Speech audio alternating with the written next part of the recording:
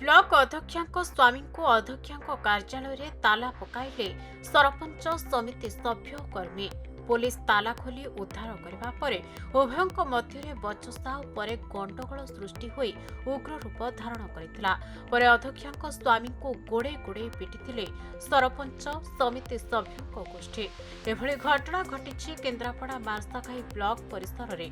Block अध्यक्षा मधुस्मिता सामल को स्वामी शैलेन्द्र सामल को निर्धूम पिटिथिले लोके, जार वीडियो एबे भाइराल हेबारे लागिछि। अध्यक्षांक स्वामी शैलेन्द्र ब्लॉक कार्यालय परिसर रे थिबा अध्यक्षांक कार्यालय रे बसी मद पिउथबा अभियोग करी ताला पकाइले मार्साखाई सरपंच समिति सभ्य ओ लोक माने।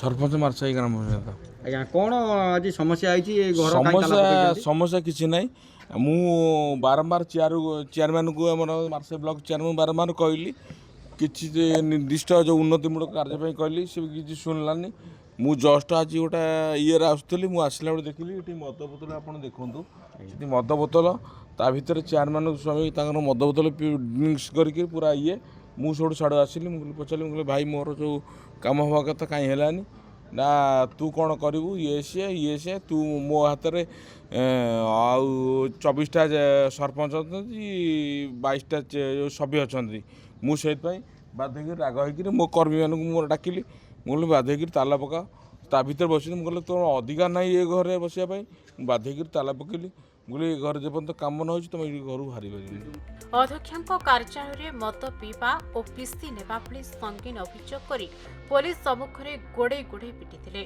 तेबे अध्यक्षांक स्वामी पड़ाउथबा समय रे बुलेट चाबी छड़ाई गोड़े गोड़े पिटिथिले लोके, जहा फल रणक्षेत्र पलटिथिला मार्साखाई ब्लॉक परिसर।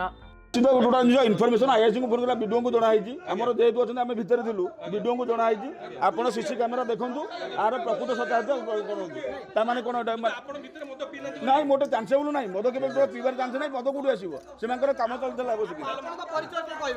केन्द्रापड़ार बलय कुमार साहू को रिपोर्ट खबर ओडिशा।